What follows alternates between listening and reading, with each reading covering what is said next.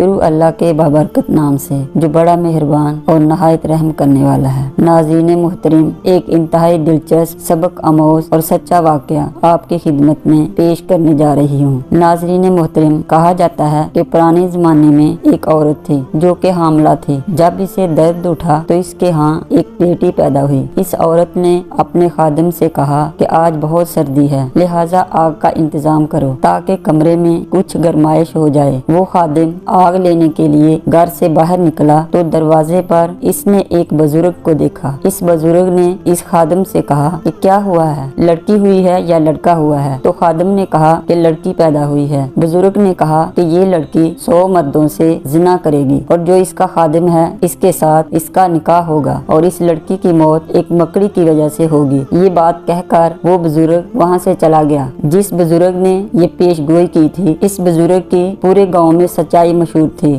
اس کی کہی ہوئی کوئی بھی بات یا پیش گوئی آج تک جھوٹی ثابت نہ ہوئی تھی، لہٰذا اس خادم کو یقین ہو گیا کہ یہ بزرگ جو پیش گوئی کر کے گیا ہے یہ بھی سچ ثابت ہوگی۔ خادم گہری سوچ میں ڈوب گیا۔ اس نے سوچا کہ اس گھر کا خادم تو میں ہی ہوں اور میں ایسی لڑکی سے نکاح کیسے کر سکتا ہوں جو 100 مردوں کے ساتھ زنا کر چکی ہو، لہٰذا اس نے سوچا کہ میں اس بچی کو ہی مار دیتا ہوں۔ جب یہ زندہ ہی نہ رہے گی تو اس سے شادی کی نوبت ہی نہ آئے گی، لہٰذا وہ واپس گھر کے اندر داخل ہو گیا اور ایک تیز دار خنجر لے کر وہ اس کمرے کی طرف بڑھا جس میں وہ نومولود بچی موجود تھی۔ کمرے میں جا کر دیکھا تو بچی کی ماں اس کے ساتھ موجود تھی۔ وہ دروازے کے پیچھے چھپ گیا اور انتظار کرنے لگا کہ جیسے ہی اس کی ماں ادھر ادھر ہوگی تو میں بچی کو ہلاک کر دوں گا۔ کچھ دیر وہ کھڑا انتظار کرتا رہا۔ جب بچی کی ماں ادھر ادھر ہوئی تو وہ جلدی سے اندر گیا اور چھری اس نومولود بچی کے پیٹ میں گھونپ دی۔ اسے لگا کہ بچی مر گئی ہے۔ وہ جلدی سے گھر سے بھاگ گیا اور سمندر کے راستے سے کسی دوسرے شہر کی طرف نکل گیا۔ ادھر جب بچی کی ماں نے دیکھا کہ بچی خون میں لت پت پڑی ہے لیکن ابھی اس میں جان ہے تو اس نے فوراً اس کے زخم کو سی دیا اور بچی کا علاج معالجہ شروع کر دیا۔ کچھ ہی عرصے میں بچی دوبارہ سے صحت یاب ہو گئی اور اس کا زخم بھر گیا۔ اس کی ماں اس کی پرورش کرتی رہی اور وہ لڑکی جوان ہو گئی۔ وہ لڑکی ایک انتہائی حسین و جمیل اور خوبصورت دوشیزہ بن کر ابھری۔ جو بھی لڑکی کو دیکھتا اس کا دیوانہ ہو جاتا۔